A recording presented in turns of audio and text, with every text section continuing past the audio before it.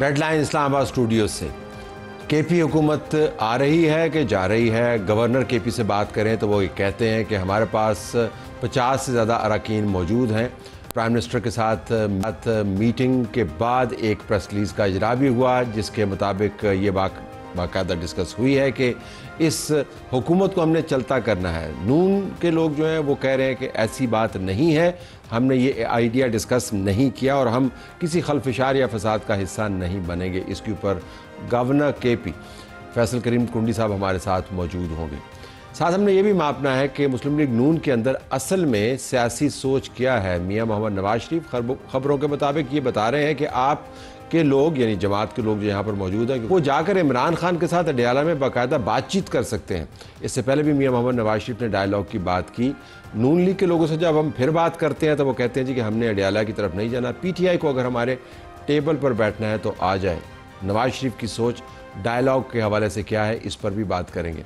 और पाकिस्तान का सबसे अहम मसला बढ़ती हुई दहशत गर्दी, इस दहशत गर्दी से निपटने के लिए बिलखुसूस आशूरा के दिनों में क्या इंतज़ामात किए गए हैं, हम ये भी जानना चाहेंगे कि क्या ये दहशत गर्दी का अमफरियत हम डिफीट कर सकते हैं बग़ैर सियासी डायलॉग के। तो तलाल चौधरी हमारे प्रोग्राम में मौजूद होंगे। नाज़रीन, आपको हम केपी लिए चलते हैं। फैसल करीम कुंडी साहब गवर्नर खैबर पख्तूनख्वा हमारे साथ मौजूद हैं। ये फरमाइएगा कि अखबारों में बड़ी कन्फ्यूजन है कि आपने वज़ीर आज़म को क्या मशवरा दिया, क्या आपने उनको कहा कि अली अमीन गंडापुर की हुकूमत को गिराने के लिए आपके पास 50 के करीब लोग हैं, इसको गिरा दें? बिस्मिल्लाहिर्रहमानिर्रहीम। तलत देखें, चाहे वो खैबर पख्तूनख्वा की हुकूमत हो, चाहे वो फेडरल हो या जो भी सूबाई असम्बली हो, जब आप अपोजिशन के पास नंबर पूरे होते हैं तो डेफिनेटली वो अदम एतमाद की तहरीक लेके आते हैं। आपने देखा कि पिछले जब हमारी हुकूमत थी इत्तेहादी, उसमें जो 16 महीने हुकूमत थी, हमारे पास नंबर गेम पूरे थे और हमने अदम एतमाद की तहरीक ला के वज़ीर आज़म को जो है वो घर भेजा था। लिहाजा अभी तो मैंने ये नहीं कहा कि हमारे पास 50 नंबर हैं। 52 तो हमारे पास अपने 52 या 54 हमारे अपने अपोजिशन के मेंबरान हैं जो कि सूबाई असम्बली में हैं। अदम एतमाद के लिए 25-30 और मेंबर चाहिए होती है और मैंने कहा कि जब भी अपोजिशन के पास मेंबरान बराबर हो जाएंगे, एक नंबर भी ज़्यादा होगा, तो हमारा जमहूरी हक बनता है कि हम अदम एतमाद की तहरीक लेकर आएँ। तो जब होगा तो बात होगी। ऐसा हमने कोई डायलॉग नहीं मारे कि हम हुकूमत गिरा रहे हैं या हम अदम एतमाद की तहरीक लेके आ रहे हैं। जब हमारे पास नंबर पूरे होंगे तो फिर हम डेफिनेटली हम अदम एतमाद की तहरीक भी लेके आएंगे। आप ये कह सकते हैं कि अब जो अगला मैं सवाल कर रहा हूँ वो थियोरेटिकल सवाल है, लेकिन अहम सवाल है कि खैबर पख्तूनख्वा की हुकूमत को गिरा कर क्या हासिल होगा? जब भी नंबर पूरे हुए या किसी और अंदाज से अगर वो गिरी तो फ़ायदा क्या होगा? नुकसान क्या होगा? फ़ायदा तो बहुत होगा। लोगों को यौम निजात हो गए लोगों के लिए। ये जो यहाँ पर इस वक्त जो चीज़ें शुरू हैं, आपने भी रिसेंटली स्वात का इंसिडेंट देखा, यहाँ पे आपने करप्शन की बेतहा कहानियाँ देखी। आप देखें कि जो कोहिस्तान में 50 अरब की करप्शन आई, गंदम का स्कैंडल आया, चीनी का स्कैंडल आया, अस्पतालों में दवाइयों का स्कैंडल आया, बहुत सी ऐसी चीज़ें। बिलियन ट्रीज़ जो आप और हम बार बार टीवी पे सुनते थे कि बिलियन ट्री, वो आज किधर है बिलियन ट्रीज़? तो वो चीज़ें देखें तो जमहूरी हक है अपोजिशन का। जब भी हम मेंबर जिसके पास, अगर इनके पास फेडरल में आ जाते हैं या सिंध में आ जाते हैं या पंजाब में आ जाते हैं तो ये भी अदम एतमाद की तहरीक लेके आ सकते हैं। तो अभी तक तो हमारा कोई ऐसा प्रोग्राम है नहीं। जब होगा तो डेफिनेटली करेंगे, तो फिर आप भी देख लेंगे और सब देखेंगे। एक ख्याल ये भी है कि जब हम ये बात करते हैं, चले वो थियोरेटिकल ही हो कि इनके साथ ऐसे हो जाना चाहिए, अगर नंबर हमारे पास मौजूद हैं, इनकी कारकर्दगी कितनी नाकिस है, तो हम उनको उनके वोटर्स के सामने सियासी शहीद बना रहे हैं। वो कह सकते हैं जी कि हमारे हाथ बंधे हुए हैं, वफाक हमारे ख़िलाफ़ है, गवर्नर हमारे ख़िलाफ़ है, तमाम साजिशें हो रही हैं। तो आपको पता कि ये बयानिया कितना बिकता है। तो इन अ वे हम उनको तनकीद का निशाना तो बना रहे हैं, लेकिन उनको फ़ायदा भी हो रहा है, सियासी शहीद बन रहे हो। देखिए, सियासी शहीद नहीं बन रहे हैं और दूसरी बात यह है कि ख़ुद ये ऐसे कारनामे करते हैं। पहले तो यह है इनको अपोजिशन की ज़रूरत, इनको जो है वो सियासी दुश्मनों की ज़रूरत ही नहीं है, ख़ुद अपने लिए जो है काफ़ी हैं एक दूसरे के लिए। दूसरी बात यह है कि देखें, जब बजट का सेशन आया, ख़ुद कहा था कि जब तक मैं अपने कैदी नंबर 420 से नहीं मिलूँगा उस वक्त तक मैं जो है वो बजट पास नहीं करूँगा। फिर बाद अगले दिन कह दिया कि जी गवर्नर उसमें साजिश हो रही है मेरे ख़िलाफ़। जब आप अगर बजट पास नहीं करते 30 जून तक तो क्या होता? कोई भी असम्बली अगर 30 जून तक बजट पास नहीं करती है तो उसके बाद क्या होता है? फाइनेंशियल इमरजेंसी टाइप चीज़ें लगती हैं होती हैं। तो फिर उसने बजट भी पास कर लिया। बहुत सी ऐसी चीज़ें हैं जो खुद मतलब है कि डायलॉग मार लेते हैं फिर कर नहीं सकते हैं। इस्लामाबाद तो उनके ख़िलाफ़ नहीं है, क्योंकि इस्लामाबाद जब ये आते हैं एहतजाज करने के लिए, आप उनको इतना आसान रास्ता दिखाते हैं कि आप इस रास्ते से जो है पेशावर से आते हुए इस्लामाबाद उनको 5-6 दिन लगते हैं, लेकिन 5-6 घंटे में वापस आप उनको पेशावर ही भेज देते हैं। एक आसान रास्ता दिखा देते हैं। वो 13 अज़ला की तलाश हमें आज भी है जिनके ज़रिए इस्लामाबाद वालों ने उनको भेजा था। तो ये चीज़ें जो है ये नॉर्मली कोई गिला नहीं करना चाहिए कि इस्लामाबाद उनके ख़िलाफ़ है। अच्छे बच्चे हैं, इस्लामाबाद के काम शाम भी करते रहते हैं। तो जब काम नहीं करेंगे और इस्लामाबाद वाले नाराज़ होंगे तो फिर आप कह सकें इस्लामाबाद वालों के ख़िलाफ़ हैं। तो अगर अच्छे बच्चे हैं तो अच्छे बच्चे को तो रिवॉर्ड करते हैं ना गवर्नर साहब, उसको ज़्यादा परेशान नहीं करते हैं। तो अगर अच्छे बच्चे हैं, वक्त पर आ जाते हैं सामने और वक्त पर चले जाते हैं, जब उनको कहते हैं मीटिंग कर लेते हैं, जब कहते हैं सरप्लस बजट को पास कर देते हैं और पार्टी में गैर मकबूल है, तो ये आपके लिए तो अच्छा बच्चा यही है ना इस्लामाबाद के लिए। तो अच्छे बच्चे को क्यों हटाएं? वैसे ही जानना चाहते हैं तला साहब, कौन तंग कर, हम तो नहीं हटा रहे, हम तो आप रोजाना आपने इस इंटरव्यू में उनको उड़ा के रख दिया, आपने इस इंटरव्यू में उनको उड़ा के रख दिया। नहीं भाई, मैं तो नहीं कह रहा कि मैं अदम एतमाद की तहरीक, ना तो मैं एमपी हूँ। देखिए, अदम एतमाद की तहरीक लाना अपोजिशन जो इस वक्त मौजूद हैं सूबाई असम्बली, उनका काम है, अपोजिशन जमातों का काम है। अब मेरे ख्याल के मुताबिक अभी तक उनके पास नंबर गेम पूरी नहीं है। जब पूरी हो जाएगी तो फिर बात होगी। तो बात करने में भी कोई बात करने भी गुनाह है। तो बात डिस्कशन आपके साथ कर रहे हैं। जब भी मेंबर पूरे होंगे तो फिर बातचीत होगी। लिहाजा ये चीज़ें जो हैं ये अब खुद जो है अलीमा खान कह रही है -1 हो चुका है। अब उन बेचारी को बहुत देर से पता चला कि -1 हो चुका है। -1 तो कब से हो चुका था, उनको अभी पता चला कि -1 हो चुका है। अगर आप बिल्कुल आखिर में बताएं हमें कि सूबे के हालात उन मालूमात के अलावा जो ख़बरों की ज़ीनत बनते हैं और हम उसके ज़रिए तज्ज़िये करते हैं, आपके पास वो तमाम रिपोर्ट्स मौजूद हैं। अगर आप 1 से 10 के स्केल के ऊपर असेसमेंट हमें करके दें कि सूबा दहशतगर्दी और लॉ एंड ऑर्डर के हवाले से कहाँ पर खड़ा है, तो क्या असेसमेंट होगी आपकी?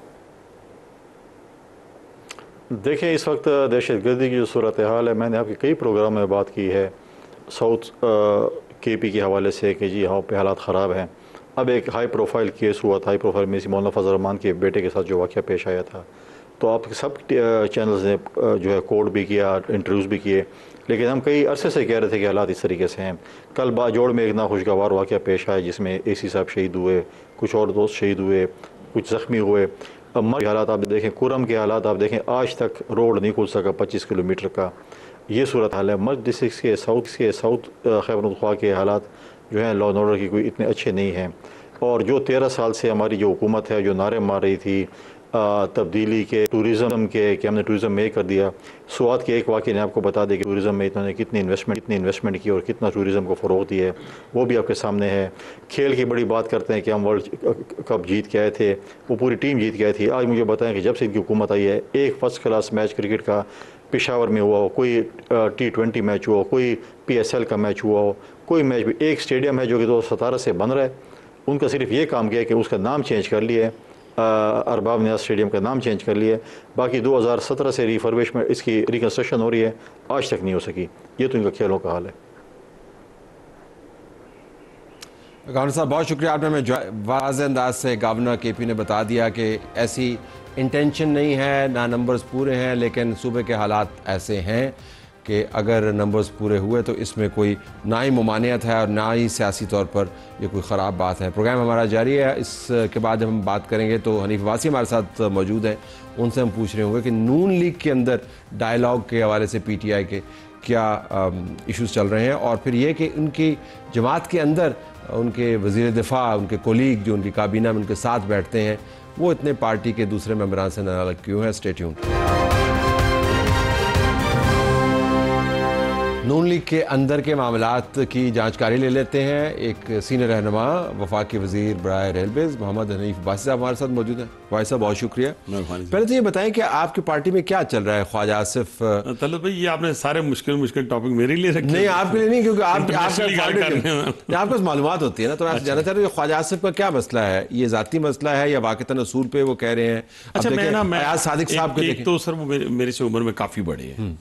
मेरा ख्याल है मियां नवाज शरीफ साहब की क्लास फेलो भी हैं और उनसे साल बड़े भी हैं। मेरी ऐसे मेरा तो कोई उनके साथ इतना आइडियल ताल्लुकात ना कभी रहे हैं तो ना हैं। लेकिन मैं ये कहना चाहता हूँ कि देखिए, बहुत सारे दोस्त, अगर मैं मैं सारों से नाराज हूं तो इसका मतलब मेरे च कोई गलती है। ठीक, मेरे च ना मुझे ऐसे कि मैं दूजे तो उंगली चुका। हो सकता है आप सही हो बाकी सारे खराब हो। यह नहीं हो सकता, यह नहीं हो सकता। तारीख ही कभी नहीं है, ठीक है, तारीख कभी नहीं हुआ। तो दूसरी बात यह है कि अब उन सारे नाराज है उनसे, मन नहीं पता, लेकिन ए जी जो चीज़ें मैं देख रहा हूँ इन चीज़ों के अंदर तो काफ़ी सारी लग रही है। जो निसार साहब के मतलब क्वेश्चन हुआ वो आपके सामने है। अब वो याद सादिक साहब हमारे बड़े अच्छे और बड़े सीनियर, और आप देखें कि उनका जो हाउस को चलाना है वो बड़ा अच्छा, मतलब कि अगर वरना इतनी तनख्वाह के बाद ही बंदा हाउस ना चलाए तो क्या करे? वो तनख्वाह तो बढ़ाइए ना ख्वाजा साहब। देखिए सैलरीज के इश्यूज जितने भी हैं, ये मैं कहना चाहता हूँ कि इसकी अप्रूवल तो फिर कैबिनेट देती है ना। ठीक है ना, फिर सारे ऐसी जिम्मेदार, ठीक है, एक बंदा जिम्मेदार तो नहीं है ना। तो जब आप ये बात करते हैं तो असल में कैबिनेट को मुर्दे इल्जाम ठहरा इस वक्त तक भी नहीं मुर्दे इल्जाम नहीं, मैं आपकी बात नहीं कर रहा। तो जब ख्वाजा साहब ये बात करते हैं तो उस पॉलिसी पर देखिए ना, मैं ये चाहता हूँ आप जब इतने बड़े सीनियर पॉलिटिशियन हैं तो अब आप अपनी ही पार्टी को हाइब्रिड निज़ाम का ताना दे रहे हैं। ताना है नहीं, हाइब्रिड नहीं है, ठीक है सर, उस पर बाद में बात कर लेते हैं। पहले एक क्लोज कर, पहले ये तय करें। नहीं मैं नहीं है सर, मैं नहीं मानता सर। मैंने इसका जवाब पहले भी दिया है, आपके सामने भी दे देता हूँ। मैं नहीं मानता सर, हाइब्रिड किस तरह नहीं है? नहीं अब सर ये तो लंबा फिर एक प्रोग्राम पूरा चाहिए ना, तो आपने मेरे से बैठना 15 मिनट, तो मुझे जरा इसको क्लोज कर देते जो आपने क्वेश्चन किया। देखिए ना, कभी आप एम्बेरस करते हैं हाइब्रिड निज़ाम के हवाले से, कभी और ऐसी स्टेटमेंट जो आपके डिसीजन आपकी पार्टी ने किए, फिर आप कहते हैं मैं पार्टी के डिसिप्लिन को भी फॉलो, मिनिस्टर भी हैं, ठीक है ना। देखिए सबसे पहली बात तो यह है कि आपको जो इख्तलाफ करना है वो इख्तलाफी नोट उस वक्त आना चाहिए जब आप वो वहाँ से पॉलिसी गुजर रही हो, ठीक है।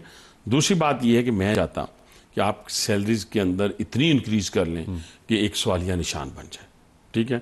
लेकिन मैं ये कहता हूं कि आप अपनी पार्टी पे तनकीद करने की बजाय आप कहते हैं ना कि मैं बाहर नहीं बात करता, तो ये बाहर ही बात होगी ना। बात हो गई, फिर अपना सरदार याद सादिक साहब को बार बार तनकीद का निशाना बनाना। वो हमारे स्पीकर हैं, हमारे कस्टोडियन हैं, हमें इन चीज़ों का ख्याल रखना होगा। हो सकता है मुझे भी उनसे कोई मामलात हो, किसी और दोस्त, लेकिन भाई साहब ये पार्टी के मामलात तो फिर पार्टी चलाने वालों को कंट्रोल करना जी बिल्कुल ठीक है। मैं समझता हूँ कि अगर मैं करूँ वायलेशन, मेरी अकाउंटेबिलिटी होनी चाहिए, कोई सीनियर करे वायलेशन उसकी अकाउंटेबिलिटी होनी चाहिए। और ज़ाती अनात को इस वक्त पीछे रख के इस मुल्क को जिस तरह वज़ीर आज़म शहबाज शरीफ साहब लेके चल रहे हैं, तल्ला साहब उस तरह लेके अगर आप चलें, बड़ी हिम्मत वाला बंदा है जिसने पहले 17 मीडियम में साथ रखा और आज बाकी जमातों को और अपने पार्टी के अंदर के इख्तलाफात जो भी हो, अब तो देखें ना ये चीज़ें कुछ ढकी छुपी तो नहीं रहती, सबके सामने है।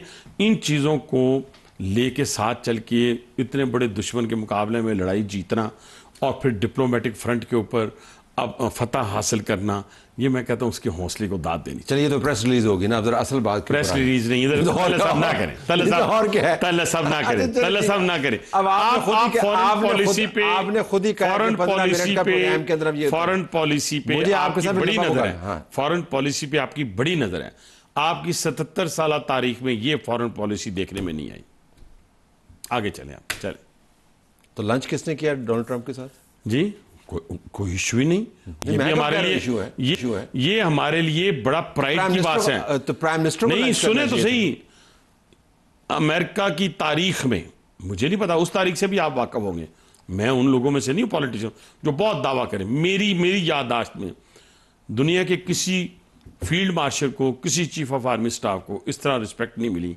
और आपको पता है डोनाल्ड ट्रंप किसकी इज्जत, जो ताकतवर हो, वो अपनी फौज को लीड करने वाले, फौज पाकिस्तान को लीड करने वाले, पाकिस्तान की 77 साल तारीख में जो गुजरा है वो ताकतवर है। आपने बात का आगाज किया था वज़ीर आज़म की तारीफ करके, वो ताकत जो है, आपने कहा कि वज़ीर आज़म ने ताकत जो है, वो ताकत क्या कह रही है, वो ताकत खड़े होकर कह रही है, सुने कि जनरल आसिम मुनीर जो है नहीं मैन ऑफ द मोमेंट। नहीं, मैं ताकत किसकी बात कर रहा हूं, मैं फील्ड मार्शल की बात। वो क्या कह रहे हैं, वो कह रहे हैं कि प्राइम मिनिस्टर मेरे साथ इस तरह खड़े थे और खड़े रहेंगे जैसे एक सीसा पिलाई हुई दीवार। अच्छा, खारजा अब किसी की दोस्ती पे रश करने की बजाय हमने कीड़े काटने ने, कीड़े नहीं, तो फिर मेहरबानी करो ना करो, साढ़े को तो उम्मीद नहीं है ना करो। तजिया कर रहे हैं, वैसे भी अगर तजिया ही करना है तो देखें ना दोनों तरफ से देखें ना। पहली बात तो ये कि अपनी जीत की ना खुशी मनाए, तो थोड़ी खुशी मनाइए, वो सर इसलिए कि लेकिन मनाने में चलने में नहीं हो जाना चाहिए सर। वो जो शिकस्त खुर्दा है वो अपने जख्म चाट रहे हैं। सर बिल्कुल हम सही। झले नहीं हुए, नहीं, बिल्कुल। हम झले नहीं हुए, लेकिन हमारी तैयारी मुकम्मल है। मुल्क की सियासी सूरत हाल को एक तरफ जो सिक्योरिटी के मामलात हैं, मान लिया अमेरिका ने कि जिस पाकिस्तान जिन मुश्किलात से गुजर रहा है, जिस दहशतगर्दी की जंग से गुजर रहा है, हम उसे सलूट पेश करते हैं। ये तो पहली दफ़ा ये अल्फाज इन कानों में पड़े हैं, अमेरिका से कभी नहीं हुआ। मोड़ जरा सख्त है, आपने गाड़ी संभाल ली है वैसे। थैंक यू सो मच, गाड़ी थैंक यू संभाल सो ली है। मच। तो उसके लिए उसकी जरूरत। अच्छा, क्विकली मुझे बताएं, ये खबरें चल रही है कि मियां मोहम्मद नवाज शरीफ ने कहा है कि आप कि उनकी जमात के जो नुमाइंदगान है वो इमरान खान से जाके जेल में मुलाकात करें, मुकालमा करें, ऐसी कोई सोच है? नहीं, मैं मेरे इल्म में ऐसी बात नहीं है। देखिए, हम सोच क्या है डायलॉग के हवाले से? डायलॉग के हवाले से ये है, देखिए मेरी बात सुन, प्राइम मिनिस्टर तो खुद 3 दफ़ा उनको अब जब से गवर्नमेंट बनी है 3 दफ़ा ऑफर दे चुके हैं। वो मैं ना मानू वाली पॉलिसी पे गामजन थे। अब देखें ना, अब जो सूरत हाल इस वक्त गुजर रही है उसके अंदर उसी जगह पे वो आ गए हैं। मेरे पंजाबी की एक मिसाल आई थी, लेकिन मैं उसको लेफ्ट कर देता हूँ, लोग की सारे समझ गए, ठीक है सर। तो उत्थी आन खलोती है, ठीक है सर। और इस वक्त सूरत हाल ये है सर कि 5 लोगों ने, बेचारों ने, उनका तो नाम भी कोई नहीं लेता। आप देखें कि आप अंदाजा लगाएं, जब हम लोग जेल में थे, शबाशी मेरी बात कर रहे हैं, मरियम नवाज मेरी बात कर रही हैं, नवाज शरीफ साहब मेरी बात कर रहे हैं, राना सनाउल्लाह गया, सारी पार्टी उसकी बात कर रही है, ख्वाजा साद रफीक गया, सारी पार्टी उसकी बात कर रही है। मुकम्मल ऑनरशिप थी। मुझे मिलने के लिए हमजा शहबाज 3 दफ़ा जेल में आए, उससे मिलने के लिए हम जा रहे हैं, शहबाज साहब की तारीख पे हम पहुंच रहे हैं, मरियम की तारीख। यहाँ तो बानी PTI का कसीदा पढ़ने के अलावा उन्हें बंदे नहीं याद कि कोई शाह महमूद कुरैशी भी था, कोई यास्मीन राशिद भी थी, कोई जाज चौधरी भी था जो अपने बेटे को कह रहा था। तो सारे नहीं पास रहे, बंदा बचे कोई नहीं। ठीक है, मैं तो आपके तो बंदे भी थोड़े से बाहर थे ना सर। वो देखे तो पूरी असेंबली बड़ी पड़ी है। सही है। जो उनका चेयरमैन है, जो उनका जनरल सेक्रेटरी है, जो लीडर ऑफ द अपोजिशन है, मैंने इन कानों से उस असेंबली के अंदर एक तकरीर ऐसी नहीं देखी जिसमें शाह महमूद कुरैशी का जिक्र हो, जिसमें यास्मीन राशिद का जिक्र हो, एक का जिक्र नहीं। क्यों? कि वो तबले की धार में चलने वाले लोग, एक बानी PTI को समझ आ गई कि सामने बिशन सिंह बेदी नहीं है, ठीक है, कि मैं उसको एक बाउंस मार के दूसरे बॉल पे आउट कर लूंगा। उसके सामने कोई अच्छा भला, तो ऐसी कोई सोच नहीं है। ये खबरें गलत है कि मियां मोहम्मद नवाज शरीफ ने कहा कि बिल्कुल गलत है, कोई सोच नहीं। तो फिर डायलॉग की क्या बात करनी है? डायलॉग की बात देखें ना, वो आगे बढ़े। पहले देखें, डायलॉग शुरू करने के लिए कुछ लवाजमात होते हैं, कुछ तकाजे होते हैं। अब जितनी दफ़ा इन्होंने मुज़ाकरात किए हैं, आपके सामने ही हुए, 2-3 दफ़ा हुए हैं, उनमें डेडलॉक कहाँ पे आया? बाहर जाके जी हम 3 दिन बाद पूछ के आएंगे, मुलाकात के बाद जो बानी PTI से पूछेंगे अब क्या करना है, अब खांसना है नहीं खांसना, अब खांसने के बगैर मुज़ाकरात करने हैं, क्या करना है। इस तरह मुज़ाकरात नहीं होते। क्रिस्टल क्लियर दिलो दिमाग के साथ आएंगे, अपने माफ़ी नामे साथ लेके आए, इस मुल्क के साथ, कौम के साथ, जो साथ लेके आए। सर जी, अब तलत भाई देखिए, इस मुल्क को मासी बेड़ा तो नहीं बनाना ना। अगर तो मासी बेड़ा बनाना है, सबके हाथ में इस मुल्क का लॉ एंड ऑर्डर देना है, कानून देना है, रूल्स देने हैं, तो मुझे क्या एतराज़ है। लेकिन नहीं, तो फिर ये आ जाएंगे, माफ़ीनामे भी आ जाएंगे, कोई इतनी दूर कोई बात नहीं है। बहुत सारे पहले भी आए हैं, अब भी आ जाएंगे। और ये इसलिए ज़रूरी है, मैं इसलिए ज़रूरी है, मैं किसी को देखें, अगर तो उतना मेरा सियासी मुखालिफ बेचारा आजकल वो दरवेशी की ज़िंदगी गुजार रहा है, पड़ा हुआ है, मैंने कभी जिक्र किया उसका, या उसके पीछा मैंने कभी इससे पहले किया, जब वो जान भी थी उसके अपना टांगों में, उस वक्त मैंने उसके खिलाफ FIR नहीं करवाई, मैं उसका पीछा नहीं किया। लेकिन अगर उसने यहाँ पे ये कहा कि इस मुल्क को आग लगा दो, उठो, जला दो, फलां कर दो, ये माफ़ी नहीं है सर। ठीक, माफ़ी देंगे, उसके बाद डायलॉग होगा। उसके बाद डायलॉग बिल्कुल। आखिर में एक और आपको मोड़ पे ले जाते हैं। मलिक रियाज ने माफ़ी मांगी। किसने? मलिक रियाज ने। एक खबर चल रही है कि उन्होंने खत लिखा है आर्मी चीफ को। आपकी नज़र में? देखिए मेरी बात सुने, ये मलिक रियाज की माफ़ी से मेरा कोई ताल्लुक नहीं है कि मैं उनसे कहूँ कि माफ़ी मांगे या ना मांगे। ये उनका इंडिविजुअल अपना मामला है कि वो क्या करते हैं क्या नहीं करते, ठीक है जी। किसने माफ़ी देनी है नहीं देनी, अदालतें मौजूद हैं इस मुल्क के अंदर, और जिसने भी जाना है अदालतों से सरखरू होकर वापस आना। और PTI के लिए भी यही रास्ता है, सबके लिए यही रास्ता है, ठीक है जी। और ये तो ना आप मलिक साहब को और इसको अलग-अलग रखें, ठीक है। दुश्मन के पूरे मुल्क के ऊपर जब आप करते हैं ना, हमला करते हैं, जलाते हैं, वो जुर्म अलग है, ठीक है। उस जुर्म को आपकी जाती किसी बात दूसरे मामला से ना उलझाएं। ओके, आपके लिए बहुत शुक्रिया जी। आए नाज़रीन, दहशतगर्दी के ऊपर हम कुल्ली तौर पर और कतई तौर पर फोकस करते हैं। हमारे पास सेनेटर तलाल चौधरी मौजूद हैं, वज़ीर मुमलिकत बराए दाखिला। सेनेटर साहब बहुत शुक्रिया। एक तो अमूमी तौर पर जो महीना है आशूरा के दिन है तो सिक्योरिटी बहुत ही टाइट है, लेकिन अगर आप थ्रेट असेसमेंट हमसे शेयर कर पाएँ, मुल्क भर से आपके पास खबरें आ रही हों, ये पिछले साल के बराबर है, उससे ज़्यादा है, कम है क्या? बिस्मिल्लाह रहमान रहीम।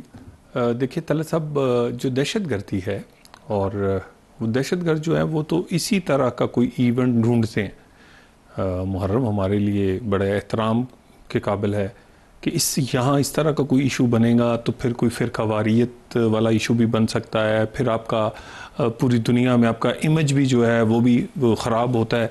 तो लेकिन जो दहशतगर्दी है ये 2012-13 के बाद ये इस साल या पिछले साल से ये उतनी ही रूज पे पहुंची है। ठीक, इसका जो डिक्लाइन था, जो ये तकरीबन ज़ीरो के करीब थी, वो 2017-18 था।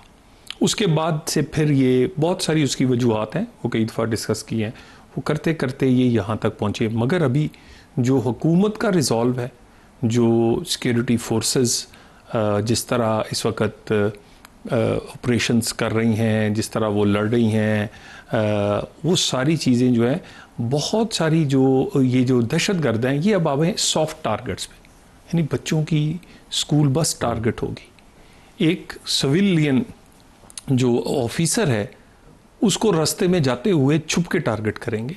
और नहीं तो इनके तो मकासद आपको पता है, ये जब दहशतगर्दी, जब आपको याद होगा सवात अपना जिरगा बिठाया करते थे, अपनी इनकी एक पूरी जुरिडिक्शन ज़मीन कब्जे में थे, पूरा एक निज़ाम बनाया हुआ था। और इन्होंने ये कोशिश बलूचिस्तान और केपी में की है और उस पर ये कामयाब नहीं हुए। और अगर कोई इवेंट ये करने की कोशिश करते हैं, पहले तो वो चंद घंटे चलता था, वो घंटों वाली बात भी नहीं। अब ये आगे हैं सॉफ्ट बाज़ार टारगेट होंगी, इमाम बारगाह होगी, मस्जिद होगी, स्कूल होगा। लेकिन जो रिज़ॉल्व है हमारा, और हम पहले भी इसी सिक्योरिटी फोर्सेस ने और इसी पाकिस्तानियों ने करके दिखाया है। और अब तो एक अच्छी बात यह है कि एक बैनुल-अक़वामी तौर पे भी इस बात का एहसास पैदा और सपोर्ट भी अवेलेबल है। लेकिन पहली मरतबा जब किया सिक्योरिटी फोर्सेस ने कई ऑपरेशंस किए, तो वो एक बड़े पैमाने पर ऑपरेशंस हुए, बाकायदा उनके नाम हुए, फिर डिक्लेरेशंस हुई, फिर उसके बाद इलाके खाली भी करवाए। अब ज़रा वो सूरत हाल नहीं है, किसी के पास पाकिस्तान की ज़मीन का कब्ज़ा नहीं है वो मुकम्मल तौर पर, लेकिन नेटवर्क मौजूद है जिसके ज़रिए दहशतगर्द काम करते हैं। तो अभी हम किसी ऑपरेशन की बात कर रहे हैं, जिस तरीके से, जिस नहज से आप पॉलिसी चला रहे हैं वैसे ही चलती जाएगी? देखिए, कोई नया ऑपरेशन नहीं हो रहा, बिल्कुल कोई कन्फ्यूजन नहीं। ऑलरेडी हम दहशतगर्दी के ख़िलाफ़ एक जो हमारा अज़्म इस्तेकाम वो चल रहा है, और इसी नाम से इसमें काइनेटिक भी हैं, नॉन काइनेटिक भी हैं, इसमें सूबों के और वफाक के बहुत सारे इदारों की कैपेसिटी बिल्डिंग, उनकी ड्यूटीज़ क्या हैं, इसको वजारत दाखिला जो है वो तकरीबन 2 दर्जन इसके पॉइंट्स हैं जिसको वज़ीर दाखिला हर 15 दिन में रिव्यू करते हैं। दैन प्राइम मिनिस्टर तकरीबन महीने में एक दफ़ा देखते हैं। प्राइम मिनिस्टर ने आर्मी चीफ और तमाम सिक्योरिटी लॉ इन्फोर्समेंट एजेंसीज़ के हेड्स को कहा कि जो चाहिए मैं दूंगा और हम देंगे, ये पाकिस्तानी, ये हमारी पहली तरजीह है। अमन होगा तो कारोबार होगा, अमन होगा तो हम आगे बढ़े। तो इसके लिए हमने ये सारे सूबे को साथ बहुत सारी कैपेसिटी बिल्डिंग की ज़रूरत है। और देखिए ना, जहाँ पर अदारे आपके डेवलप्ड हैं, जहाँ पर अदारे आपने बना लिए, वहाँ पर ये दहशतगर्दी उस तरह नहीं है। जहाँ पर आप नहीं बना सके वहाँ ये दहशतगर्द इस बात का फ़ायदा उठाते हैं 2 चीज़ों का। एक गवर्नेंस के इश्यूज़ का, मसलन बलूचिस्तान 80% बी एरिया है, वो लेवीज क्या लड़ेंगे, उसको चेंज कर लेना। वो कर रहे हैं। केपी में तो मुझे समझ आते, मुझे बलूचिस्तान की समझ नहीं है। सर कर रहे हैं ना, उसको फेज वाइज कर रहे हैं, 1-2 डिवीजन कर दिए। उसके बाद देखिए ना अगला काम क्या है। आपकी कोई CTD नहीं उधर, आपकी कोई सेफ सिटी नहीं, आपकी कोई ट्रेनिंग नहीं, आप ठीक है ना। इसी तरह केपी है, केपी में ज़्यादातर केपी में इस दफ़ा ज़ोर देकर उनसे बजट रखवाए गए हैं। मसलन इस वक्त पेशावर का सेफ सिटी भी नामुकम्मल है, यानी बिल्कुल बहुत थोड़े से वहाँ कैमरा। तो कहने का मतलब, लेकिन मैं किसी पे नेम शेम वाली बात नहीं, हमने मिलके चलना है। मैं बार बार एग्जांपल देता हूँ, तो ये सियासी तौर पे नहीं देता, परफॉर्मेंस की बेस पे। पंजाब की CTD है, पंजाब में की लॉ इन्फोर्समेंट, उनके पास जो इक्विपमेंट है, उनकी जो ट्रेनिंग है, फोरेंसिक लैब, हर चीज़ अवेलेबल है।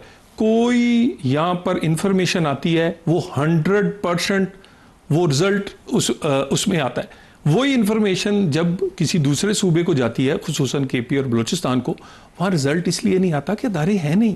सो हम इसमें पड़े बगैर कि क्यों नहीं है, हम इस पे इंशाअल्लाह ताला हम उनको साथ लेकर चल रहे हैं। हम पूरी कोशिश कर रहे हैं, वफाक जो दे सकता है वो दे रहा है, लेकिन आपको हर आने वाले हफ्ते में ये जंग में आपको नजर आएगा कि दहशतगर्दी नीचे जा रही है और हम जीत रहे हैं। और नंबर्स में रिफ्लेक्ट होना चाहिए ना। अभी तो जो नंबर्स हैं वो इस तज्जिए से मुताबिकत नहीं रखते। सर मैं अभी जो नंबर्स, देखिए मैंने तो तस्लीम किया है कि 2012-13 में जो नंबर्स थे इस वक्त भी उसी तरह की सूरत हाल है। देखिए ना, अगर रोज़ाना की बुनियाद पर हमारे 2-3 से 4 नौजवान जवान लॉ इन्फोर्समेंट के शहीद हों और 3 से 4 ही सिविलियन शहीद हों रोज़, तो ये पीक है ना जी। ठीक। और ये पीक जो है ये आप इसको डिक्लाइन करता हुआ देखेंगे। बलूचिस्तान के बहुत सारे एरियाज़ में ये डिक्लाइन कर गई है। केपी में हमने बहुत सारे एरियाज़ में देखें, इसमें बहुत बड़ा एक रोल आम लोग लॉ इन्फोर्समेंट एजेंसीज के साथ खड़े हो गए। कई जगह तो उन्होंने कहा हम लड़ेंगे भाई, वो उन्होंने बकायदा लश्करों की भी बात की है, अमन कमेटी इसमें कमी क्या है? एक वही 2017-18 वाली वो नवाज शरीफ के दौर में फ़र्क क्या था? उन्होंने एक टेबल पे बिठाया, सबने एहसास किया, अपनी सिक्योरिटी फोर्सेस के पीछे सियासी फोर्सेस को खड़ा कर दिया यक बयानिए के साथ। यहाँ यक बयानिया नहीं है तो आप बनने में नहीं देते वो आप फिर जो है आप एक तरफ से सियासी तौर पर तो जमात को एक आपने उड़ा के रखा हुआ है, फिर आप कहते हैं जी वहदत भी क्रिएट करें, मतलब इसके ऊपर आके जरा केस कमज़ोर हो जाता है। मुझे ये बताएं कि पाकिस्तान में कौन किस किस तरह के अपोजिशन लीडर और अपोजिशन की जमातें नहीं रही? कभी किसी ने अपनी असेंबली तोड़ी, वो भी हुकूमत वाली? मुझे कोई एक एग्जाम्पल दे दे। कभी किसी ने, आप नेक टू नेक हो कौमी असेंबली में, आप और अपोजिशन लीडर जो है वो पूरी अपनी जमात को लेकर निकल जाए और फ्री रन दे दे हुकूमत को। आप ये मखसूस नशिस्तें देख लें, मखसूस नशिस्तें पीटीआई की गलती की वजह से दूसरी जमातों को गई हैं, नहीं तो जाती ना। मानते भी हैं। देखिए ना, अगर मैं वो एक असूल कानून है, अगर तजवीज़ तजदीद के निंदा मैं उम्मीदवार हूं, मेरे वो ठीक नहीं है तो मेरे कागज मुस्तरद हो जाएंगे। लेकिन उनका अपना घामड़पन है। मैं तो आपकी बात करूं, आपने वहदत नहीं, मैं उसका जवाब इनकी सजा जो गैर सियासी रवैया है वो इनको भी खराब कर रहा है और वो पाकिस्तान के लिए भी खराबी। तो जब आप कौमी वहदत की बात करते हैं तो ये इज इट माइनस पीटीआई? नहीं, देखिए पीटीआई को हमेशा कहा है, कोशिश करते हैं, दहशतगर्दी का मामला है, इकोनॉमी का मामला है कि आए इकट्ठे चलना है, लेकिन पता नहीं इन्हें क्या वो क्या काटता है रातों रात। वो सुबह उठ के मेरा मतलब है खत लिख देंगे IMF को, उठेंगे रात अच्छा भला हाँ करेंगे, सुबह नेशनल सिक्योरिटी की मीटिंग जो जाफर एक्सप्रेस पे, जिसपे उन मुल्कों ने भी इसको मजम्मत की जो पाकिस्तान कभी नहीं की, इतना बड़ा वाकया था, सुबह उठ के उसमें शामिल नहीं होंगे। ठीक है, मैं तो इसकी अब तो आपका वज़ीर आज़म चला गया ना, उन्होंने हाथ मिला लिया, डायलॉग की ऑफर कर दिया। अब तो ये बातें नहीं करनी चाहिए। डायलॉग की ऑफर है, लेकिन डायलॉग की ऑफर में उनकी जिनके हाथों में लगामे है ना अडियाला में, वो चाहता है NRO पे बात होनी है दहशतगर्दी पे। NRO से अपने लिए NRO मांग रहा है इस तमाम लोगों के 200%? वो कहते रहा करें उसे, सिर्फ अपने आप मुझे बता दें, उन्होंने कहा रोटी सस्ती करें, दहशतगर्दी खत्म करें। वो कहते हैं मुझे मैं सारा करके टैक्स आके करूंगा ये सारा कुछ। वो कहते हैं मैं आके करूंगा। ये उसी तरह ही वो कह रहे हैं ना कि अमेरिका से गुलामी से आज़ादी दिलवानी है, पहले अमेरिका मुझे आज़ाद करवाएगा फिर मैं लोगों को आज़ाद करवाऊंगा। यार ये कौन से फार्मूले, चले छोड़ दे, मैं उसकी बात मान लेता हूँ। ऑन सीरियस नोट, तीसरी कंसेक्यूटिव हुकूमत है केपी में PTI की। मुझे आप सवात का वाक़या देखा है, यकीन करें मैं ये फ़ख्र से कहता हूँ, मेरे गांव में वही कारपेट सड़क गुजरती है जो तलत साहब आपके घर के बाहर से या गुलबर्ग और मॉडल टाउन से गुजरती है। मेरे गांव में जो एक हॉस्पिटल है उसमें मुफ्त दवाई है। मेरे गांव और मेरे हलके में जो रावी के किनारे पे है, जहां पे लोगों को पहुंचना लोग समझते थे मुझके, वहां से भी कूड़ा उठाया जाता है, जो कि पेशावर और मैं रहना शुरू कर दूं ऐसे? मैं क्या आप आए नहीं मेरी स्ट्रीट से कूड़ा नहीं उठाया जाता वैसे देखिए, क्या? मैं कह रहा हूं कराची में है कूड़े का निजाम नहीं है, पेशावर में है, कोयटा में है, मेरे गांव में है। परफॉर्मेंस है ना। आप इधर देखिएगा, इस्लामाबाद, ये आप इस्लामाबाद के रहने वाले हैं, इन नेक्स्ट 3 to 4 years एक नया इस्लामाबाद वजूद में आएगा। इसमें हम वो चीजें ऐड करेंगे जो इसमें मिसिंग है। ये हमारी कमिटमेंट है ना, काम करना है। चले उसके ऊपर इस्लामाबाद से चूंकि मेरी बड़ी गहरी वाबस्तगी है, इसके ऊपर मैं आपसे जरा बात करूंगा, इस्लामाबाद कैसे होना चाहिए। Thank you very much for being with us. नाज़रीन इजाज़त चाहते हैं, अल्लाह हाफिज़।